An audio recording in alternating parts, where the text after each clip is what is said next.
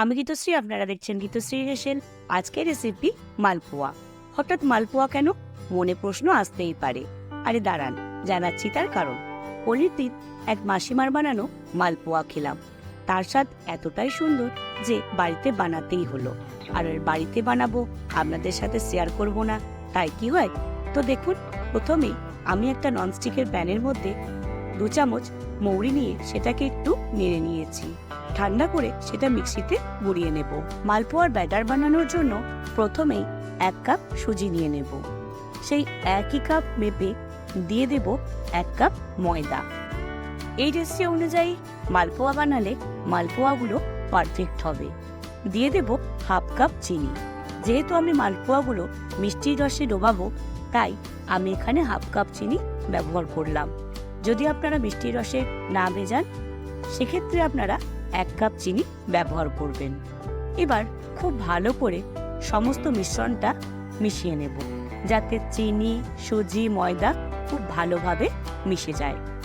এবার আমি এর মধ্যে 3 কাপ গরুর দুধ অ্যাড করব। গরুর দুধটা আমি আগে থেকেই জাল দিয়ে ঠান্ডা করে রেখেছিলাম। প্রথমেই সব দুধটা দিয়ে দেব না, আস্তে আস্তে একটু একটু করে মেশাতে মেশাতে দুধটা অ্যাড করব। এইভাবে মেশাতে মেশাতে খুব সুন্দর একটা ব্যাটার বানিয়ে নেব। আপনারা চাইলে চামচের সাহায্যেও বানিয়ে নিতে পারেন, কিন্তু এর সাহায্যে বানালে খুব সুন্দর একটা ব্যাটার হবে। ব্যাটারটা না হবে পাতলা, না হবে মোটা, একটু মাঝামাঝি থাকবে। এবার ভেজে গড়িয়ে রাখা মৌরিটা দিয়ে আবারও খুব ভালো করে আমি মিশিয়ে নেব। মালপোয়াটা যত বেশি আমি মেশাতে থাকবো, মালপোয়াটা ততটাই ফুলবে।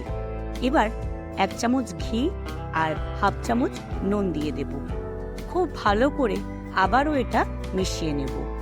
প্রায় 3 থেকে 4 মিনিট আবারও খুব ভালো করে মিশিয়ে নেব, যাতে সমস্ত ইনগ্রেডিয়েন্টস খুব ভালোভাবে একে অপরের সাথে মিশে যায়। এবার 1 চামচ গোলাপ জল দেবো। এটা অপশনাল। দোকানে অনেকবারই হয়তো মালপোয়া কিনে খেয়েছেন, তার মধ্যে দেখবেন একটা খুব সুন্দর ফ্লেভার আসছে। সেটা আর কিছুই না, এই একটু গোলাপ জল। এটা দিলে মালপোয়ার ফ্লেভারটা জাস্ট অসাধারণ চলে আসবে। তো ব্যাটার বানানো হয়ে গেছে। এবার আমি রসটা বানানোর জন্য প্রথমেই 300 গ্রাম জল দিয়ে জলটা একটু গরম হওয়া অবধি অপেক্ষা করব। জলটা একটু গরম হয়ে গেলে তার মধ্যে 150 গ্রাম চিনি দিয়ে দেব। এবার চিনিটা যতক্ষণ না জলের সাথে মিশে যাচ্ছে, ঠিক ততক্ষণ আমি এটাকে নাড়তে থাকবো। এই সময় গ্যাসের ফ্লেমটা অবশ্যই লো টু মিডিয়াম রেখে দেবেন। চিনিটা জলের সাথে মিশে যাওয়ার পর যখন খুব সুন্দর একটা কালার চলে আসবে, ঠিক তখনই ফ্লেভারটা বাড়ানোর জন্য 2টো এলাচ একটু ফাটিয়ে দিয়ে দেবেন। চামচের সাহায্যে হাতে নিয়ে একটু যখনই দেখবেন আঠালো হয়ে গেছে, ব্যাস, মিষ্টি রস আপনার পারফেক্টলি রেডি। অন্যদিকে একটা কড়াই গরম করে তাতে বেশ খানিকটা সাদা তেল গরম করে নেব। মালপোয়া ভাজার সময় অনেকটা তেলের প্রয়োজন হয়। তেলটা যখন ফুটে উঠবে, তখন 1 হাতা ব্যাটার ওর মধ্যে দিয়ে দিতে হবে। 2-1 মিনিট অপেক্ষা করলেই দেখবেন মালপোয়াটা ওপরের দিকে ভেসে উঠেছে আর একটু ফুলে উঠেছে।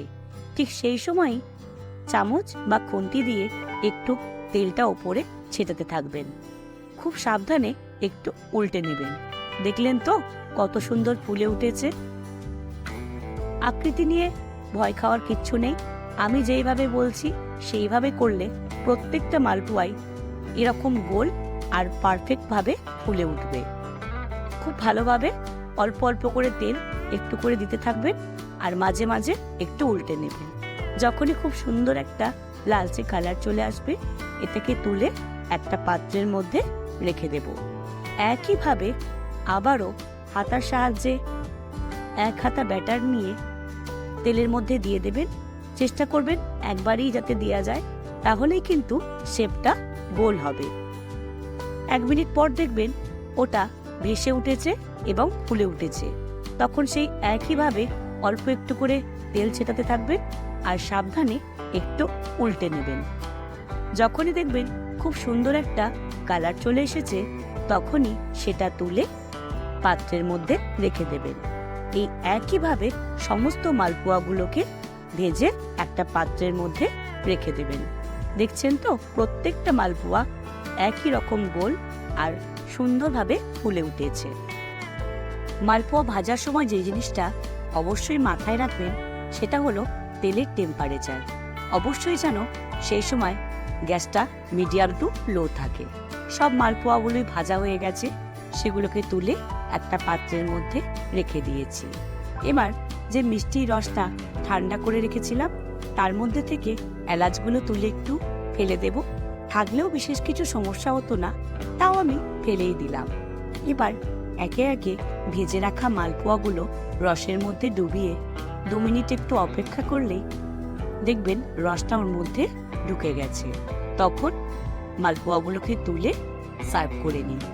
এতটাই সোজা, আর স্বাদ কতটা সুন্দর সেটা একবার না বানালে বুঝতেই পারবেন না। আজকের এই রেসিপিটি কেমন লাগলো, বা রেসিপিটি থেকে যদি উপকৃত হন তাহলে অবশ্যই কমেন্টে জানাবেন। নতুন কোনো রেসিপির অনুরোধ থাকলে প্লিজ কমেন্টে বলবেন। মোটিভেশনের জন্য লাইক শেয়ার করবেন। খুব ভালো থাকবেন, সুস্থ থাকবেন। আপনাদের সকলের সাথে আবারও দেখা হচ্ছে নতুন রেসিপি নিয়ে নতুন এপিসোডে। চ্যানেলে যদি নতুন সদস্য হন তাহলে প্লিজ সাবস্ক্রাইব করতে ভুলবেন না।